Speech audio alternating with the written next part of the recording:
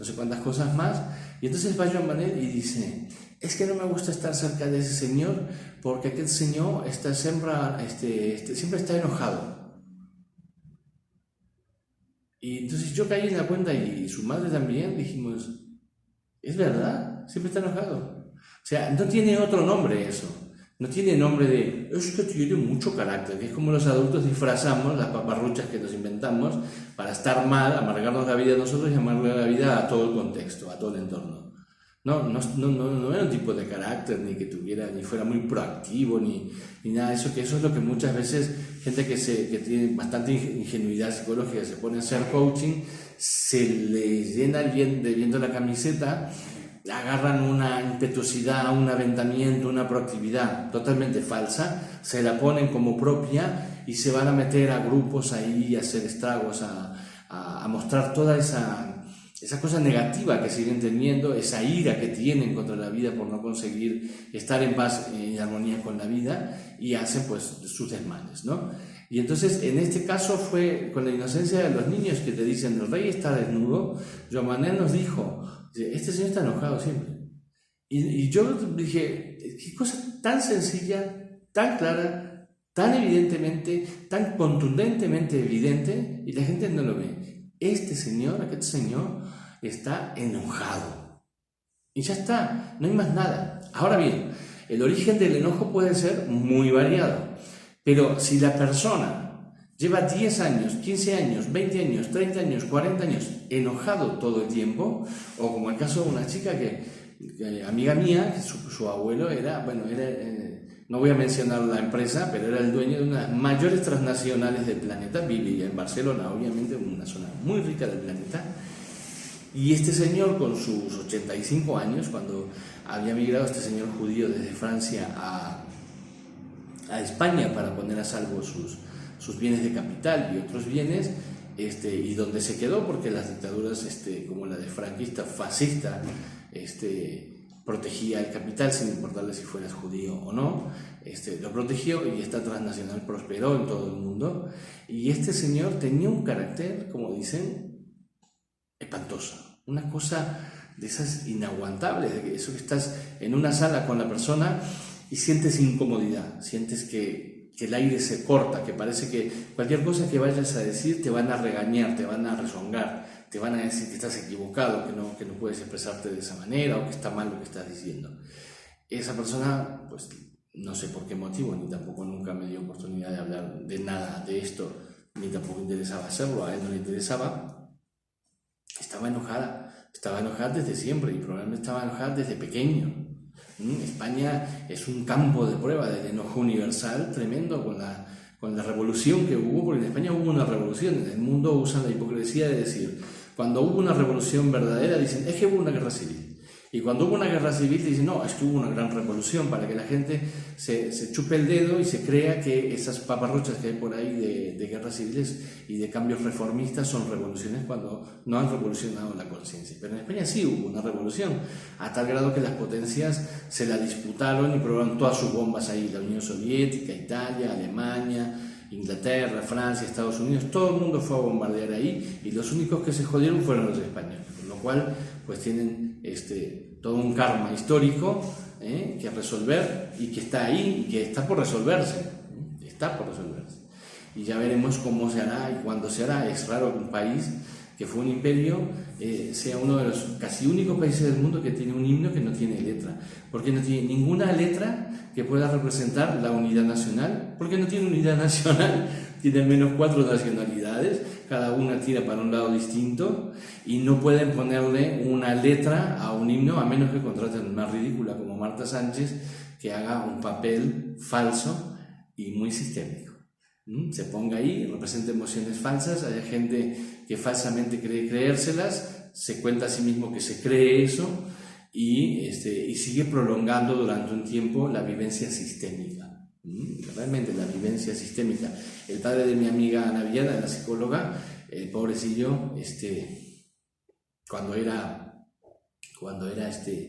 muy pequeño, con 8 años, en Sevilla, vio cómo fusilaban a su papá, escondido en unos arbustos, vio fusilar a su papá, y salió huyendo, pobrecito. y atravesó toda España descalzo, hasta llegar a Barcelona, a cierta altura de su vida, y alejándose de ese dolor inmenso.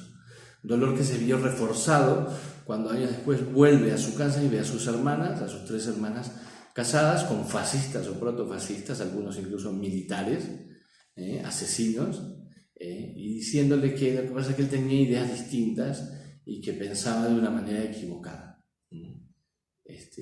España está atravesada de este tipo de dolores no resueltos. Lamentablemente en Sudamérica, cuando hubo dictaduras, se escogió la farsa de crear falsas transiciones democráticas basadas en el mismo acuerdo de perdonar crímenes que no se deben perdonar, y tratar de olvidar crímenes que no se deben olvidar, sino que se les da su justo lugar, porque las circunstancias de esas personas fueron especiales. Nosotros no estuvimos ahí matándonos entre nosotros, pero ellos sí, y sabrán ellos por qué, y también merecen la paz, pero no una paz falsa. Entonces, sigamos concentrados en la ira. Como pueden ver, en la ira y en cualquier emoción siempre está lo sociohistórico, siempre está lo socioeconómico, está lo sociocultural, y están eventos insoslayables de la biografía de los pueblos y de la biografía de las personas. Vamos al siguiente, miren, en el que estábamos ahora trabajando. ¿Cuándo se da esto de que yo puedo estar enojado o tú puedes estar enojada o enojado porque no has tomado lo que tenías que tomar, lo que hubieras podido tomar o lo que hubieras podido pedir? Pues esto es muy frecuente. Fíjense, hay gente, por ejemplo, en los trabajos, ¿no? Vas a una empresa, te da trabajo allí, empiezas a trabajar y tú dices, a cierta altura, no sabes por qué, eres capturado por alguna energía sistémica y empiezas a pensar cosas de este tipo. Me deberían pagar más, me deberían reconocer más las cosas que hago por esta empresa no es justa, tal. Lo manifiestas, lo pides, lo manifiestas con personas que no te pueden dar satisfacción porque no son tus jefes, no pueden decir y resolver ellos, bueno, está bien, mire, fulanito, el día 30 le vamos a pagar esto que usted reclama. Pero tú te llenas la boca y te llenas de viento la camiseta, como decía mi papá, y vas hablando y te conviertes en un bocazas de la empresa. Estás ahí hablando con todos, no, pues esta empresa es muy injusta y fíjense, a mí no me pagan lo que yo merezco, ¿ok? Pero realmente no das ningún paso verdadero en el sentido de ir a hablar con la autoridad correspondiente, con la persona correspondiente, del departamento correspondiente u oficina correspondiente, para que den solución a eso. Entonces tú realmente te estás engañando a ti mismo. El asunto sistémico o secundario, la clave es que tú te estás engañando, pero tú no sabes que te estás engañando. ¿Ok? Quiere decir que las constelaciones complejizan de alguna manera y además simplifican la lectura. Complejizan intelectualmente por un lado y emocionalmente por un lado y en la dimensión de variables que se usan, porque hay que ver el cuerpo, la corporalidad, la posición en el espacio, etcétera, y otras alteraciones neurofisiológicas como la respiración cuando la persona vive esa emoción, etcétera. Pero por otro lado simplifica la lectura. Tú ves directamente desde un ángulo sistémico qué es lo que está pasando. No puedes engañarte. Entonces, si tú no reclamas en la oficina donde te tienen que pagar, pues obviamente estás haciendo lo mismo que aquel borracho que buscaba la llave donde había un farol que estaba encendido, pero la llave en realidad no la había perdido ahí. La llave la había perdido en una zona que estaba oscura. Entonces, obviamente, ahí estaría muy bien iluminado todo, pero ahí jamás iba a encontrar la llave. ¿Ok? Y entonces emocionalmente hacemos esto. Nos quejamos mucho, por ejemplo, en el ejemplo que estamos manteniendo vivo ahora como para que se entienda lo que estoy diciendo, pero no hacemos nada por conseguir lo que decimos que queremos. Entonces, ¿qué es lo que está pasando ahí? Esa emoción o es falsa o no es mía, es del sistema. El sistema puede ser, por ejemplo, ¿no? Puede ser que yo entre a una empresa donde han despedido a alguien de manera injusta, ¿ok? Y entonces yo soy sensible, soy el último, y si eres el último, eres sensible, entras ahí y captas esa energía, la empiezas a sentir como tuya, empiezas a sentir, esta empresa es injusta, esta persona es injusta, ese jefe me mira mal, etc. Y empiezas a enfadarte, a enojarte, a sentir que no se te paga lo que se te debe, etc. Y lo que estás sintiendo es una emoción de otro integrante del sistema que fue despedido injustamente. Eso en un caso organizacional. Esto es muy frecuente. Yo trabajo para el gobierno de Veracruz, trabajo para distintos gobiernos de distintos estados con mi esposa aquí en México, para distintas presidencias municipales, y esto es materia corriente, esto sucede todos los días en todas las organizaciones, sean estas con fines de lucro o sean sin fines de lucro. Entonces, vamos a suponer que ahora esto sucediera en el contexto de una familia.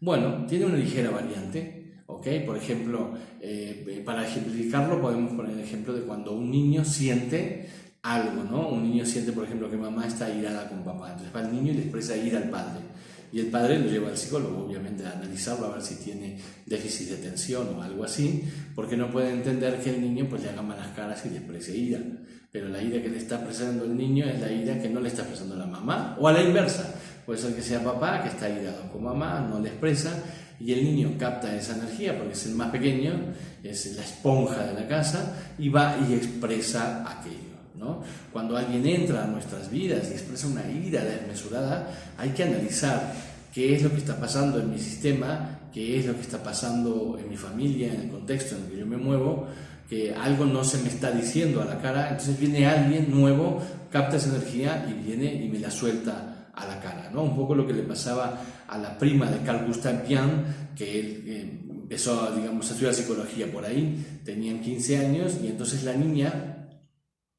al parecer, tenía como una suerte de una especie de facultades paranormales, ¿no? Tenía la capacidad de detectar fenómenos paranormales y tomar posesión en ella, dejaba que una voz tomara posesión en ella, canalizaba esa voz y daba supuestos mensajes procedentes de otras dimensiones. Ahora bien, estos mensajes procedentes de otras dimensiones no venían de ninguna otra dimensión, eran simplemente mensajes que debían ser dados en esa familia, que la niña los daba bajo este pretexto, y que bajo este pretexto esos mensajes solucionaban de alguna manera, la que fuere, las dinámicas internas de la familia. Era como la terapia de la familia, ¿ok? Entonces ella cumplía esta función de ser el último en llegar a un sistema, verse absorbido por una energía que está ahí sin expresar, y darle ella canal a esa energía de esa familia, no a una energía procedente de otras dimensiones o de otros planos de existencia. ¿Ok? Entonces, aquí hay algo bien importante. Cuando yo estoy enojado porque no tomé lo que es mío, porque no tomé lo que me correspondía, porque no pedí lo que era mío, etc., yo puedo permanecer años en esta queja, años de años de años de años. Y esto se convierte en algo sistémico. No es falso, es sistémico. ¿Ok? Y puede ser falso toda la vida. Y hay gente, por ejemplo, hay gente que se queja todo el tiempo, ¿no? Y que dice, no, que un día me van a oír, y un día me van a oír. Y tú ya sabes que nunca jamás los van a oír. Jamás. O sea, va a seguir diciendo esa frase, y a menos que alguien los compulse, los confronte con el alcance que tiene esa frase que están expresando, y que le pregunten, indaguen a fondo, o se pongan en la posición de indagación, en aquel procedimiento ericksoniano de curar el síntoma acentuando el síntoma, empujando más allá, esa persona nunca se va a ver en la realidad de que lo que está haciendo no tiene ningún objeto, no le aporta ninguna fuerza, no tiene intensidad. Pues cuando hay un enojo de ese tipo, si tú eres una persona más o menos normal, que respetas a los demás, consideras además cuando tú planificas cosas, te sientes bien en tu propio cuerpo y en tu propia alma, tú miras ese tipo de expresión de enojo y dices, pues solo esa persona se cree que está enojada, o sea, esta persona a mí me da risa, ¿ok? Te da risa, a veces te da risa, a veces te da pena, te da lástima, dices, qué lástima, ¿no? Está ahí, pero no va a hacer nada, nunca va a hacer nada, ¿ok? Mi papá, recuerdo que había algunas áreas de su vida en que él manifestaba cierta energía un poco fuerte para decir, ay, no, porque voy a hacer esto y lo otro. Y todos sabíamos que nunca iba a hacer nada ahí, que eso era sistémico. No sabíamos que era sistémico, no sabíamos que se iba a llamar así en el futuro, pero eso era sistémico, eso nunca jamás iba a hacer nada. Y eso inconscientemente lo sabes. Y tu cuerpo lo siente. Tú sientes que esa persona no va a hacer nada. Esa persona está debilitada en su posición. Esa persona no tiene fuerza. Y esa persona, pues las cosas no le van a salir bien, a menos que haga algo con eso. Una constelación familiar es lo más idóneo para trabajar con eso, para detectar de dónde viene y despedirlo ya, para que no siga eso interviniendo, molestando y generando obstáculos en la vida de uno. Ese es el segundo tipo de ira, esa ira que le queda a uno por no tomar lo que es de uno. ¿Ok? Entonces, vamos a trasladarlo a la felicidad. ¿Cuál sería en el caso de la felicidad? Pues es muy sencillo, fíjense. Si tú estás viviendo una felicidad falsa, de esta de un poco como esto que hacen los adolescentes que se encuentran y exageran, ¿no? Se ponen así. Bueno, pero en adultos, imagínense dos señoras de 40, 50, 60 años entradas ya en una edad y que se expresan de esta manera, dices, no me lo creo, no me creo esta felicidad. O bien, entonces, si esta felicidad es una felicidad de estas características, pues obviamente pues, verdadero no es, eso está clarísimo, pero puede tener un origen sistémico. Y entonces, ¿a qué se debe que la persona esté expresando esta falsa felicidad? Pues es muy sencillo. Si está expresándola porque no tomó lo que era de ella, porque no pidió lo que era de ella, porque no exigió lo que era de ella, está viviendo falsas felicidades que le compensen de alguna manera, que le reequilibren por todo aquello que no tomó de felicidad, de goce, de orgásmico que tiene la vida. Entonces tienes que fingir que tú estás muy alegre, que tú estás la mar de feliz, que tú eres la persona más contenta de esta vida, porque tú no has tomado la cuota parte de felicidad que era tuya. Y no olviden nunca esto, por favor, que era tuya. En constelaciones, las constelaciones no son una cosa nada friki, son una cosa bien natural, bien humana, bien de las células. En constelaciones nadie dice dar y recibir, como dirían algunos cristianos. No, solo los cristianos se dan y reciben. En constelaciones decimos dar y tomar. ¿Y por qué decimos tomar? Porque nadie recibe de gratis de San Universo, aquí últimamente se le ponen muchas velas, nadie recibe de gratis cosas de la vida. No, uno recibe de la vida lo que es de uno y tú tomas lo que es tuyo. Entonces, aquí no juega este concepto, no tiene parte de dar y recibir, no, es dar y tomar. Ok, alguien que no tomó la felicidad, alguien que no disfrutó y se siente en deuda para consigo mismo, incluso puede sentirse hasta culpable consigo misma por no haberse dado toda la felicidad que le correspondía darse a sí misma, pues va a vivir esta felicidad falsa. Yo conocí un caso de una clienta, tenía una circunstancia X, no voy a entrar en detalles, que hacía que no tuvo sexo hasta cierta edad, porque nada más nacer, pues pasó un evento muy negativo con una persona que se murió, y entonces esta persona, hasta que no tuvo la edad exacta que tenía esa persona que murió, no tuvo relaciones sexuales. Pero mientras tanto hizo todo tipo de actividades nice, de esas que te mantienen con una sonrisa de oreja a oreja las 24 horas del día, lo cual es, aparte de que te pueden doler las mandíbulas, es totalmente artificial. Por algo Bradshaw dice, cuando yo veo una chica nice, una chica positiva, que está siempre feliz, siempre sospecho que algo no está bien, algo no está funcionando bien y algo va mal. Como decía Shakespeare, algo huele mal en Dinamarca, ¿no? Algo va mal en Dinamarca, no recuerdo ahora bien la expresión. Vamos a continuar con el siguiente tipo de ira. Esta es bien interesante, es la ira como rechazo del amor. En lugar de, por ejemplo, en lugar de expresar mi amor, me enfurezco con aquellos que amo. Esto es muy común. Parejas que viven juntas, en lugar de amarse, quererse, acariciarse, darse besitos, decirse mi amor, te quiero y cosas así, están peleando todo el día y después que pelean agarran una intensidad bestial que los mete compulsivamente en el cuarto a tener sexo salvaje y después seguir peleando otra vez y así continuamente. Bien, todos podemos haber pasado por alguna circunstancia de estas, recuerden que el ego no es una cosa fija. Aquello que decía Henry James, que es tan citado, de que el ego alrededor de los 30 se fija como un yeso y ya se queda así para siempre, eso no es verdad, eso es una mentira, eso se puede cambiar. Se los digo yo, que a los 17 años leí una vez un artículo de Alan Watts, donde allí se decía, lo he mencionado antes en el otro video, se decía, el ego es una tensión neuromuscular crónica.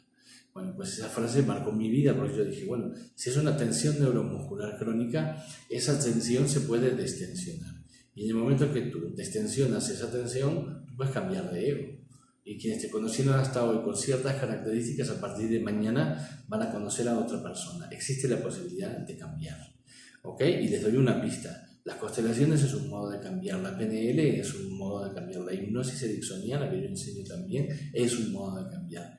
Y todo tipo de técnicas, como por ejemplo, que sean psicofísicas, neurofisiológicas, como antigimnasia, método de liberación de corazas, método Feldenkrais, método de liberación de corazas, ya lo mencioné, la terapia de micromovimientos, todos estos tienen la capacidad de generar un cambio en la persona que sea registrable y que sea estable, y que implica además un cambio corporal.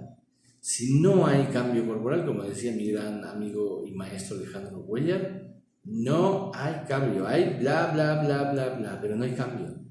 El cambio puede ser supuestamente a malas, puede ser que tú seas una figurita toda la vida, te metes en un cambio y te hinchas, te pones gorda, espantosa, ¿no? Que pasas un año fatal, después te adelgazas y al final sigues un proceso hasta que recuperas la figura de tu cuerpo que estaba escondida dentro, ahí como decía Miguel Ángel Buonarroti, que decía que él no esculpía mármol, sino que sacaba del mármol lo que ya estaba adentro y él lo veía, ¿no? Bueno, en los cuerpos humanos pasa lo mismo, pasamos por distintas etapas además, y de dentro de cada cuerpo se puede sacar esa escultura maravillosa que está allí esperando para asomar y para salir. Entonces, vamos a seguir con esto, es bien interesante. Cuando unas personas, en lugar de expresar de amor al ser amado, lo que hacen es buscar conflicto, no solo tienen una fuerte adicción al conflicto, no, va más allá.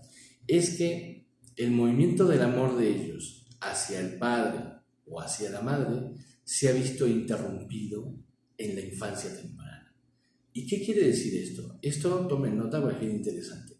Esto quiere decir ni más ni menos que en ese momento crucial, además, en la vida de todos los niños y las niñas, en que tú te das cuenta que papá o mamá, pues no es ningún héroe, es una persona normal, que es una persona común, que además es una persona que comete errores y a veces comete incluso maldades. Yo imagino a veces lo que debe ser, pues para alguien tener un padre, yo que sé, que sea un asesino. Yo tuve un amigo, un gran amigo, Alejandro, ya no está en este plano. Su hermano sí, le mando un abrazo, él sabe a quién me refiero. Su papá era un asesino. Cada uno de estos hermanos era hijo de distinto papá, pero el padre de Alejandro era un asesino muy famoso además, en el Uruguay. Y él lo decía continuamente y su mamá lo mandaba a callar. Y fíjate que cuando él fue adulto, yo hablé con él cuando ya teníamos 45 años, ¿no? Y a él le quedaban unos años de vida todavía. Y él me mandó a través del Facebook pues un mensaje y me dijo, veo que vives en Barcelona. Y yo, sí, me dice, yo viví en Barcelona 8 años, en la cárcel Modelo. Y digo, ay, Dios mío. Y entonces me contó su vida y fue un viaje de una cárcel a otra cárcel, en Italia, en Barcelona, en Buenos Aires, en Montevideo, de cárcel en cárcel. Él estaba dándole lugar a su papá, estaba expresando el amor por su papá. Entonces ahora imagínense cómo habrá sido pues, esa infancia, ¿no? Aunque fue muy amable, muy amorosa, su madre era una mujer extraordinaria, lo crió con amor, lo crió sin maltrato, lo crió con cariño, con caricias, y con sus prejuicios, como tiene todo el mundo y sus creencias, y aún así él pues fue leal a su papá, de esa manera. Leal quiere decir que yo pues igual quiero hacer algo distinto, pero acaba haciendo lo mismo que hacía el otro, aunque esto sea algo tan tremendamente negativo como lo que les estoy comentando en este momento, ¿no? Entonces, fíjense, estamos en la ira esta que es interrupción del movimiento del amor. En algún momento todos los niños, a excepción de estos casos como el que acabo de contar, decimos, ay, pues papá no era tan genial como yo pensaba. Mira, fíjate, papá, les cuento mi experiencia, ¿no? Papá le pone los cuernos a mamá, tiene 3 amantes, les hace regalos bonitos, a nosotros no nos quiere porque si nos querría nos daría más cosas y no estaría ahí perdiendo tiempo con esas viejas locas, etc. Entonces te desilusionas, la emoción es desilusión. Y luego te cuesta un poquito recuperarte, pero vuelves a amar a la persona. Dices, bueno, hay un momento en que tu adulto se desarrolla dentro de ti, dentro de tu cuerpo emocional, y tú dices, bueno, pues fue un ser humano, ya está, ¿qué lo voy a hacer? Yo no lo voy a cambiar, fue así, no, yo no voy a ser así, no, a mí no me gusta ser así, me gusta ser de otra manera más buena y amable, pero eso está ahí. Y entonces hay gente que jamás lo supera. ¿Cómo hacen cuando no lo supera? Bueno, pues sigue viviendo cosas similares a las que vivían los padres, se junta con parejas que son como eran los padres, etcétera, que le hacen las cosas que los padres hacían entre sí, etcétera. Entonces, cuando aún así siguen rebeldes en contra de la situación y siguen pensando, no, es que yo tendría que haber podido mirar a mi padre y que mi padre fuera, si continuara siendo un Dios para mí, no, yo tendría que haber podido seguir mirando a mi mamá y que mi mamá continuara siendo una diosa para mí. Esto es injusto. Entonces, como la realidad es injusta, como esto causa gran dolor, entonces la persona se pone airada ¿con quién? Con la pareja. Y entonces pelea continuamente con la pareja. Pelea porque la pareja no es como tenían que haber sido papá y mamá. Ese es el origen de esta ira transferida de allá, de donde no obtuve lo que quería obtener, a aquí, donde tengo una pareja excelente, pero no la veo, porque lo que veo es la película, una película mía, que no se corresponde en absoluto con la realidad, y a la cual le pido además que dé solución a mis demandas, que son absurdas, ilusorias e irreales. En eso estamos. Lo voy a dejar por aquí porque no quiero prolongarme más y cansarlos, y prefiero que asienten estas informaciones tan interesantes que estamos compartiendo ahora, y con ejemplos para que las puedan vivenciar en la consulta o cuando van a terapia, y continuamos mañana o pasado con el resto de las emociones